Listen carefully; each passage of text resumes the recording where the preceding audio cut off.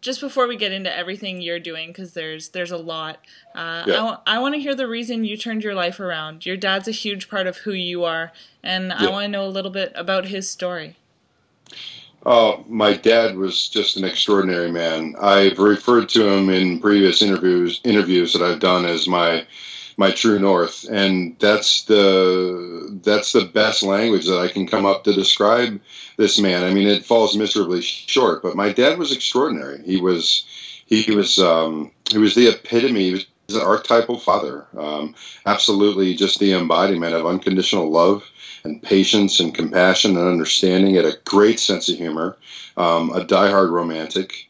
My parents' marriage is the stuff of fairy tales. They went to high school together. They were married 44 years. Um, and actually, I want to talk a little bit about that in the interview. But the way they met, the circumstances that they met under, and the fact that to the point where he was still able after his illness, he was still flirting with my mom, publicly affectionate with her, just loved her to pieces. It was just a beautiful fairy tale romance.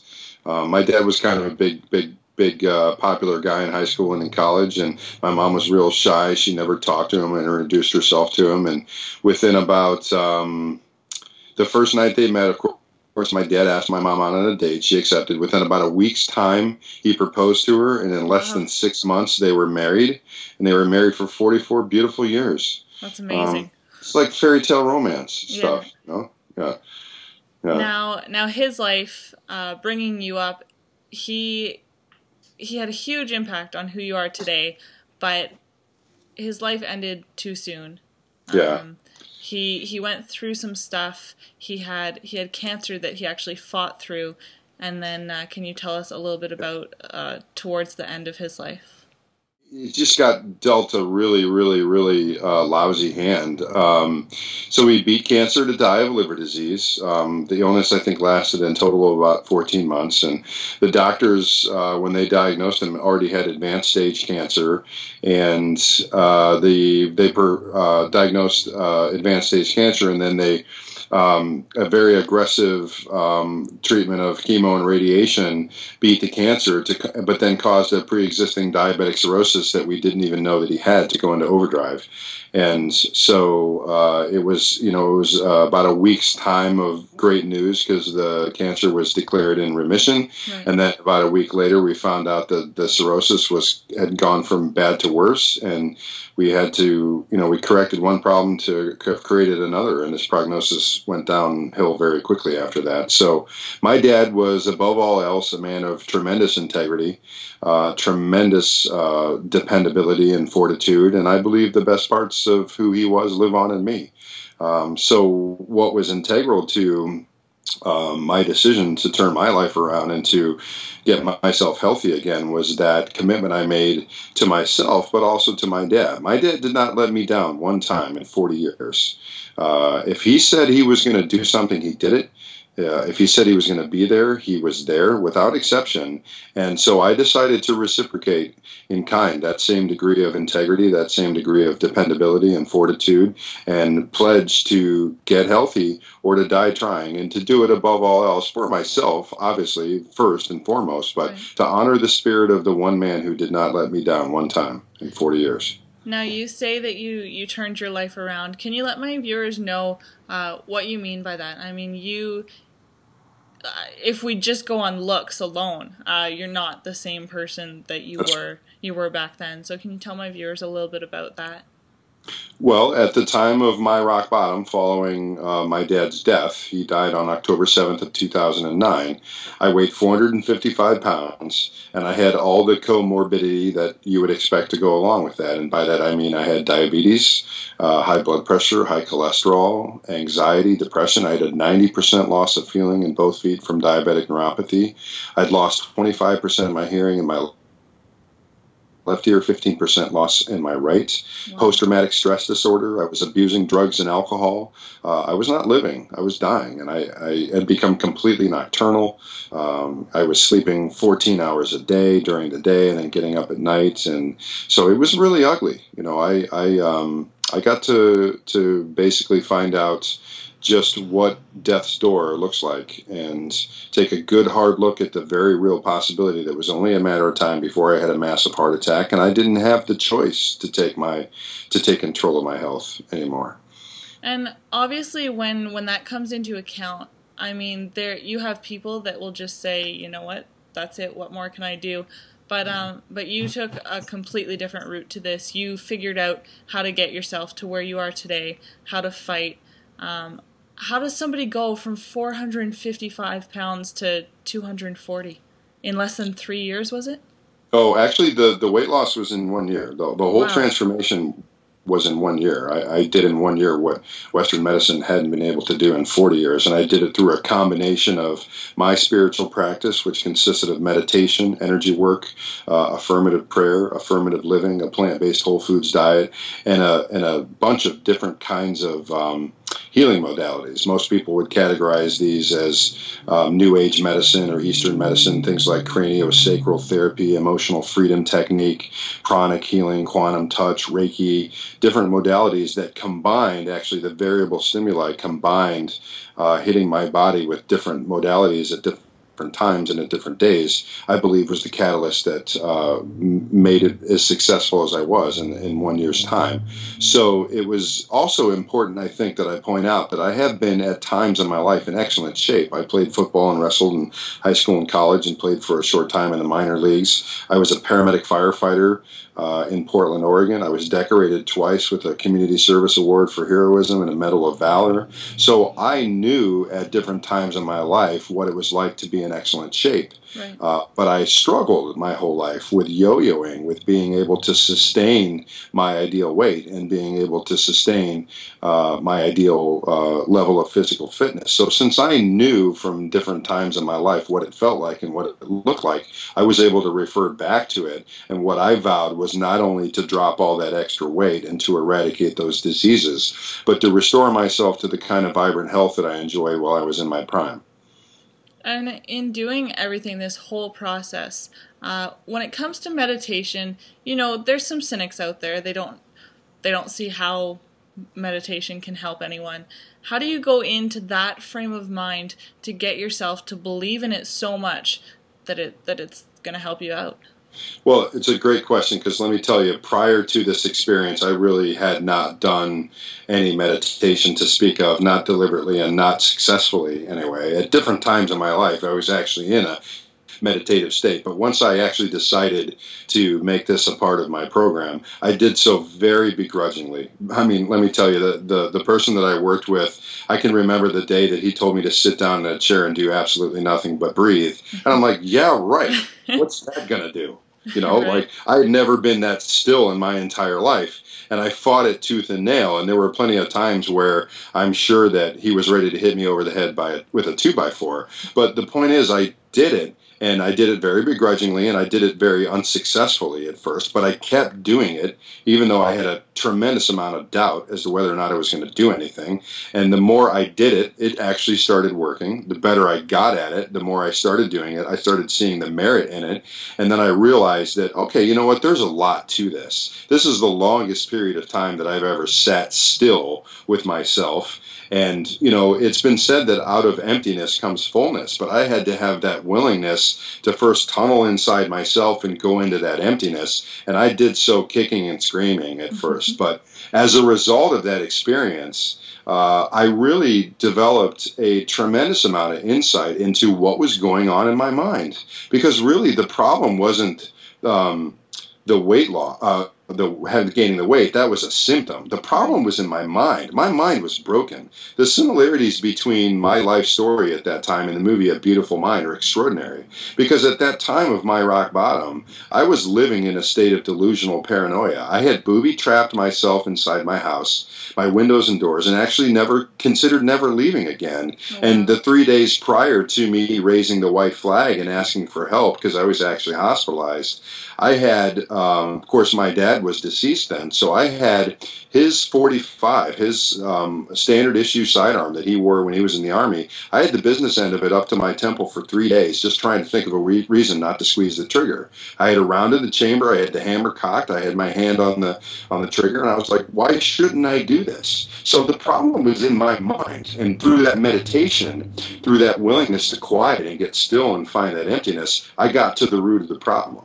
The problem was my thoughts. 3 days holding a gun to your head. How do you decide at the end of that to not do it, to find a different solution? I thank you for asking. I came to an understanding. Obviously, I was still lucid enough and sane enough that I could come to this understanding. I asked myself one question above all else: is this what my dad would have wanted for me? And only because I could get to that point, and only because I could answer that question lucidly, and of course the question was a resounding no, that my dad would not want my life, no matter what happened, to end in an act of violence, then I was able to say, okay, well, if that's not going to happen, then what is going to happen? I put the gun down. I took the round out of the chamber. Actually what I ended up doing was I locked the gun up and gave the key to a friend because I didn't trust myself anymore. Really. And so I was able to answer that question, is this what my dad would have wanted for me? And the answer was obviously no. So then I said, okay, this is it. I'm going to make one hard push to get myself healthy and to do it in a way that's sustainable. Because like I said, at different times in my life, I had been healthy before, but I was going to do this and make it stick. So I promised myself that I was going to do it, and I promised my dad. And since my dad had not let me down one time in 40 years, I decided I wasn't going to let him down. And not only did it change you in your physical appearance, but everything you've done, you actually had very little feeling in your legs due to the diabetes. And you completely changed that around. I believe you have 96% feeling back. Yeah, I think I have actually somewhere between 96 and 100% return of feeling. I still have a little bit of slight loss of sensation, but I have a little bit of plantar fasciitis now in my feet, so I'm not sure which is which. But I'm going to say I've had just about 100% return in both feet from diabetic neuropathy, which that alone right there is miraculous. Huh? That's pretty much unheard of. I mean, you don't hear anyone turning something like that around. That's right. That's right. I mean, I was on this. We're losing a little light here, so I hope it's okay if I open this. I was on the CBS show The Doctors, and Dr. Travis was blown away by it. And yeah, he called you like a miracle, his miracle, didn't he? Oh yeah, he did. I told an entire panel of physicians and all the other people that I was close to what I was intending to do before I did it, and they said it was impossible. So part of my brand is a man on fire who's redefining possible because, I was told it just wasn't going to work. There was just too much that was wrong with me. I was such a sick man. Wow. And you changed your diet with everything else. Yeah. Can you tell us a little bit about what your normal meal would be on a daily basis? And before I do that, I want to come back to just real quick something you asked me about the meditation because it's integral. Sure. At some point when I got good at the meditation, got better at it, I started wanting to really advance my meditation practice. And so I started working with a teacher, an incredible teacher, and started going to a local Shambhala center. And anyway, the point is I want to come back to is that what was really wrong was my mind. And, I had OCD and I had anxiety. And so I can remember the time when I was in meditation and I was at that time sort of journaling and inventorying what was going on in my head and what I was thinking about. And I told him one day, I shared with him that journal, and he looked at me and he smiled and he said, "Mark, don't believe everything you think." Wow. And I know that sounds crazy if you think about it, but it's so true. I was thinking with a diseased mind, with a mind that was broken, with a mind that had been, wrought with anxiety and depression and OCD. And once you develop the ability to detach from your thoughts and look at them objectively, and you identify which thoughts are in alignment with who you really are and which thoughts are coming from wherever, who knows where, they go into the discard pile right away, Right. The ego plays tricks on us all the time. You know, and if you look very closely at the work of like Dr. Daniel Amen, who I studied at great length, and the brain's an extraordinary mechanism, but it plays tricks on you all the time. It can be scary for sure. It can be. Yeah. Oh yeah, it can be very scary. So let me respond to your question about diet. So at that time, obviously, I was very much a product of the standard American diet. You know, processed foods, junk foods, binge eating, foods that were GMO foods and full of high fructose corn syrup and all those things that are gonna, you know, that were killing me at that time. And so I became vegan. I started with a plant-based whole foods diet and then became vegan and eventually became raw vegan. And I was vegan for a little over 2 years. And that diet definitely was the catalyst for the weight loss and for the transformation. So I recently became a ovo-lacto pescatarian, which is a big 50-cent way of saying a plant-based whole foods diet that includes eggs, includes fish, and includes some dairy, in my case, goat cheese, because I stopped recombinating plant-based proteins efficiently. I'm a sponsored athlete. I'm in the process now of shredding down to 210 pounds and 7% body fat under the supervision of Tom Terwilliger. He's my coach. He's a former Mr. America. Right. I'm going for the cover of Men's Health magazine. I have to have a very certain specific look. And my body was not efficiently recombinating plant-based proteins, so I had to put the eggs and the fish and some dairy back in my diet. And I've been very successful with that. I'm advancing my career as a spokesperson for a company called Warrior Force, which is the leader in the industry of plant-based nutrition and superfoods and supplements. You'll be seeing a lot more work for me doing as a spokesperson for them and advancing an incredible line that you don't have to be an athlete, you don't have to be a vegan, you don't have to, you can be a weekend warrior or somebody that just wants to introduce plant-based foods and nutrition into their diet. You'll tremendously benefit from Warrior Force for sure. So you're going to see a lot more of that. And how do you find the right balance that works for you, the right diet? Well, that's a great question because, a vegan diet doesn't work for everybody. A raw diet doesn't work for everybody. A pescatarian diet doesn't work for everybody. In my case, I'm really lucky because I get to work with an entire team of professionals. I work with a functional nutritionist. Her name is Andrea Nakayama. Her work was recently featured in Martha Stewart's Whole Living magazine. And we had a full panel of, actually two panels of tests done. I had blood work done. I had skin analysis and hair analysis and saliva, and found out what diet best suits my genotype. So there's resources out there. You don't have to have a full spectrum analysis done to find out what works for you, but there's resources out there. But I think that everybody would benefit from a plant-strong diet, and I think everybody would benefit tremendously from getting processed foods and foods that you can't verify as being non-GMO out of your diet as soon as possible. Now, did you ever go the calorie counting route? No, I never did. I always did things intuitively. I don't have the patience to count calories. There might be a time in this next transformation when I have to do that because I've got, like I said, another 30 odd pounds to lose, and I'm going to cut down to 7% body fat. But I hope I don't have to. It's not an easy thing to do. Plus, I think it's one of those things that you're gonna give yourself enough calories for the stuff that you want to eat. If you don't have enough calories for the good stuff, then you'll forget about it, right? Yeah. Oh, yeah. Yeah, it's entirely possible, for sure.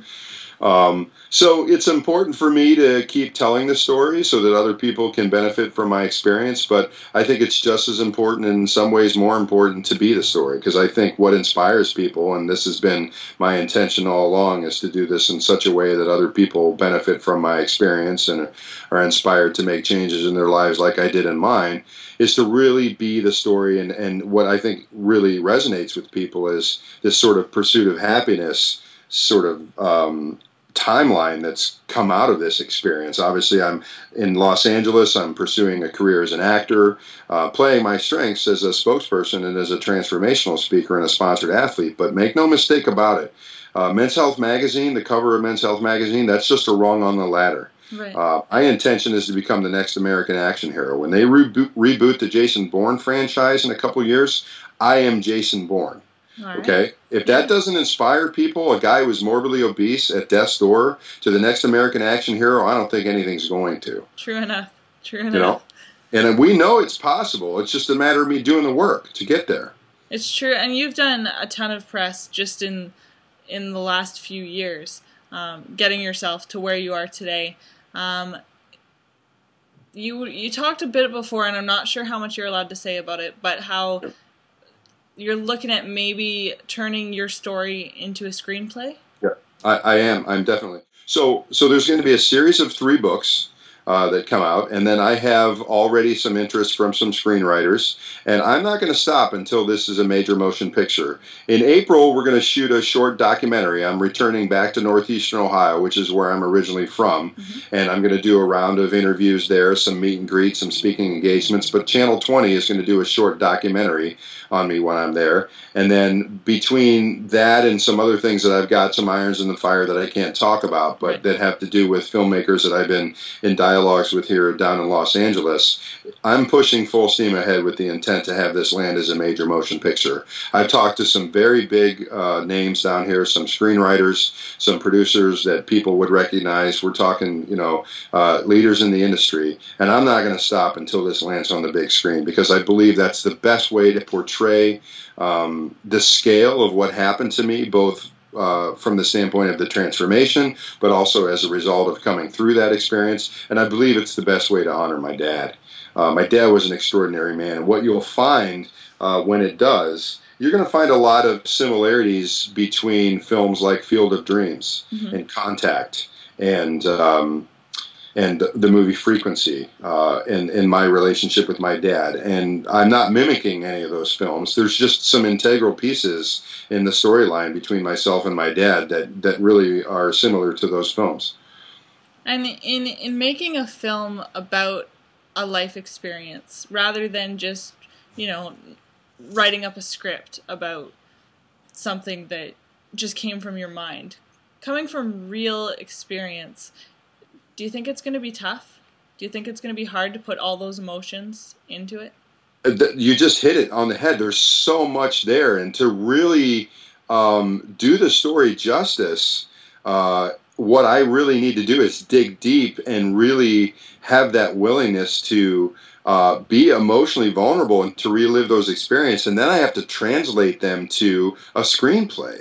Because that's the trick, right? It's switching mediums, and then once it lands as a screenplay, then I got to turn around and go back and convey that, because I don't want anybody casting the lead role of me except me. So absolutely. I can, right, exactly, right. But so then I have to kind of translate that back to the screen and really remember what it was like to live in a state of delusional paranoia. I was in a pure state of fear. And then I have to go back to the experience of the triumph and the joy of having lost the weight. And I have to go back and experience the profound depth of sadness and loss after watching my dad, my best friend, my hero, and my true north, become a wraith right in front of me. I mean, his weight was cut in half from 210 pounds to 105 pounds, and I was a twice decorated paramedic, and there was nothing I could do. That powerlessness that I felt watching my best friend and my dad die in front of me, it just absolutely gutted me.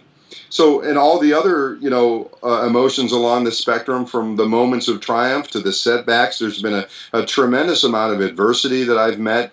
And since that transformation, I've been handed my hand a few times, and I came through it. So there's a whole spectrum in there that will be very tricky to convey in a screenplay and then later on screen. But I'm up to the task. I'm committed to it. For sure. Just by speaking to you now and, in prior conversations, you can tell that you're a person that really goes for what they want, what they believe in. And, I mean, you seem to be succeeding just fine. So I think you'll be all right. Thank you so much. I appreciate it. I'm a kind of guy that, I'm somewhere between a hammer and a battering ram. If I tell you I'm going to do something, I do it. And again, that just boils down to my dad.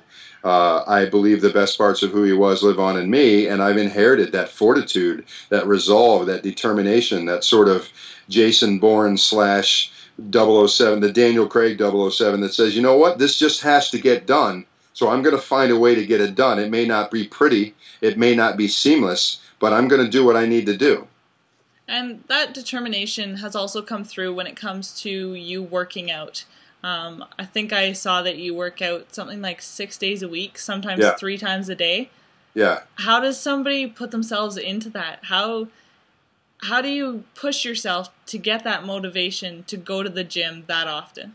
Well, first of all, you get a lot of help from a lot of incredibly talented experts in their field. And if you look at the on my website at the page that says My Team, you can see that I'm so lucky and so grateful and so blessed to be working with a two-time Mr. Olympia contender, a peak performance specialist that's worked with all kinds of athletes out there. My trainer, Tracy Lynn Cowan, she's a national level figure competitor. I mean, so the very first thing is that you don't try to do it by yourself. Right. And then a really valuable tool for me in this process has been the use of a vision board. I just keep my eyes on the prize. I make sure I'm visualizing my objectives and just, and believe me, I have. There's been times when I've struggled with being tired or being sore or maybe a little lack of motivation. And I just ask myself, okay, what's more important to you in this moment right now? You made a promise. You made it to yourself. You made it to your dad. Do not let yourself down. Do not let him down. Bottom line, I don't care how tired. There's times when I have a dialogue with myself. I don't care how tired you are or how sore you are. What do you want? What's more important to you in this moment right now? Accomplishing your goals or getting an extra 30 minutes of sleep? And that's kind of what's worked for me. And I can hear one of my cats in the background. Oh, that's okay. Okay, well, that's Chloe, and she wants to be part of the interview. And so she should be. All right. Now, do you think that somebody with maybe not as much commitment to the gym as you, but with as much commitment to, say, their diet, do you think they could get to, a safer point today than where they are? Absolutely. Let me clarify. Obviously, this program that I'm on, this periodization program, which is a lot of work, and let me clarify for the viewers, I'm not getting up. I may be training 2-3 times a day, but we're talking about, so in the morning when I get up, I do 20 minutes of sprint intervals. I go over to the high school where I live, and I'm sprinting like I got a dog behind me for 20 minutes, but then that's it. And then when I go to the gym, it's basically, around 90 minutes or so of weight training, maybe a little bit longer, where I'm in there and I'm killing it. But then afterwards, it's low intensity cardio, and then I have I get a lot of rest in there. I'm resting on a device called an amethyst biomat. I'm doing therapeutic body work, things like Reiki, massage, physical therapy. So there's active rest periods in there, and then eating every 2 hours, eating 6 to 8 times a day. And then in the evening, I might go for a swim, or I might do some spinning, or do some yoga, something low impact. So I want to qualify that. I'm not there in there just eating barbells and dumbbells 3 times a day.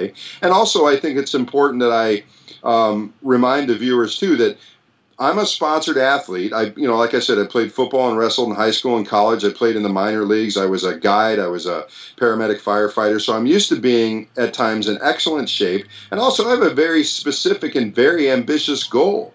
210 pounds and 7% body fat. That's a pretty big deal. And that's not my end game. I'm a climber. My career as a sponsored athlete is going to be mostly focused on mountaineering. I'm going to climb Aconcagua, which is a 7,000 meter peak in Argentina. I'm not climbing up a heap of trash. I got some pretty lofty goals ahead of me. So somebody else who has goals that are specific to the best version of themselves, or the healthiest and most physically fit version of themselves, I believe can accomplish great results as long as they stick to their program, as long as they consult a physician, preferably work with a personal trainer. I think everybody does better under supervision unless they have a tremendous amount of discipline and they really understand what's working with their body. And as long as they eat clean and they stick to it, I think they could, be hugely successful. So after everything you've been through, everything you're doing, I want to know what's next for you. What are you up to? Well, my focus right now is on this goal of this next transformation and getting the first book all done and published and ready to go. Playing my strengths as a spokesperson and as a transformational speaker, stepping away temporarily from my career acting and modeling. I am going to be in the May issue of Optimize magazine, which is a national magazine in Canada, and I've got some other print media exposure on deck, some things tentatively confirmed in the UK, Australia, and Switzerland, and some things in the States. So I will come back to acting, and there will be a time where I will basically be focusing exclusively on acting. But the other thing is that I'm a 43-year-old bachelor and I'm tired of it. I want to share my life with somebody. I'm working with a matchmaker down here in LA, a woman who owns a company called ISIS Introductions, and I have a couple of women that I'm dating and seeing and getting to know. So what I hope I can tell you at some point in the very near future is that there's a ring on my finger and I'm not stagnant anymore, and I get to be a husband and a father someday. I don't know how far out that's going to be, but the other thing that I'm really excited about doing is advancing my career as a advocate for the humane treatment of animals, and also focusing some laser energy into changing the food supply. You know, I am proof that changing what you eat changes who you are. Absolutely. And I believe that if everybody had access to non-GMO foods, to organic produce, to foods that are manufactured by companies like Warrior Force, where they actually have nutritional value and have nutrient density. And, you know, Warrior Force's products are true organic. They're stricter than USDA organic. If everybody had access to foods like that, I think we would be a different planet. We'd be a different species. We'd be a different race. So I'm still working out how this is going to play out for me, but I'm working with my business coach on some techniques that I can use to make some profound changes in the food supply and create some kind of an access fund where people who currently cannot afford organic produce and cannot afford non-GMO foods have access to these funds and that are allocated to make it accessible to them. You're going to see that in the near future. I'm not exactly sure how that's going to show up, but I'm committed to that. Well, that's awesome. I mean, all the best. That sounds like a great plan. I got my work cut out for me because you did. there's corporations out there that don't want to see that happen. Right. The pharmaceutical companies aren't going to like me very much. That's okay, though. Yeah, I'm committed to that. Now I have one more question for you that I try to ask each of my guests. It's actually about your socks. I want to know what type of socks you wear and what made you choose the ones you're wearing today. What a great question. Thank you. Do you have any questions for Chloe? Because she has a lot to say back here. She's quite the chatty Cathy. So I have, and then there's Sasha. That's hilarious. They normally are not this talkative at all. They just want to get right in there. Apparently they do. So I wear these, I guess you'd call them ankle length. They're the really short ones. Yeah. These black athletic socks. And I wear them because most of the time, the gear that I wear, I'm sponsored by Virus. They're my action sports performance wear sponsor for clothing. So everything I wear basically is black. So I chose these ankle length socks so that they're uniform with the rest of my workout gear. I want to tell you also that I have these really, really, really comfortable fleece socks. I decided to sleep in and not get out of bed and just be in my jammies, so to speak, to wear these socks. They're stupid comfortable. It's ridiculous. They're like orange and purple and rust-colored brown, and they got these like animals on. I wish if they were clean, I'd show them to you. But they're fleece and they're so comfortable. It's just like to see a man my size in these socks. I mean, it's just not right. I assure you. But they're so comfortable. It's ridiculous. And that's all that matters. I know, right? It's great. Well, thank you so much for your time, Mark. I really appreciate it. You. I appreciate it. Great interview. This was really candid, and the cats had a lot to say. There's a bunch of people that I owe a debt of gratitude, so rather than list them all, because there's just too many, I just want to say, if I can, real quick, on my website, which is www.getempowerednow.com. Empowered is spelled with an I, like impulse power. All the members of my team, my sponsors, all of them, there's 30 of them. I'm so lucky to have so much support. The John Cohill III Memorial Scholarship, I'm an alumni of that wrestling program, so I want to thank them. And mostly my mom, my sister, my family, my friends, and my dad. You know what? My dad, I don't believe in death. I only believe that energy can be neither created nor destroyed. It merely changes form. And I want to go on record as saying that I believe he's with me every step of the way. So thanks so much. I hope this isn't our last interview. There's a lot of stuff coming. I'd like to keep in touch with you, and hopefully your viewers will reach out to me on Facebook and Twitter and make themselves known. This is not about me. This is about me, my story landing in such a way that somebody decides as a result of watching this video to make some kind of change.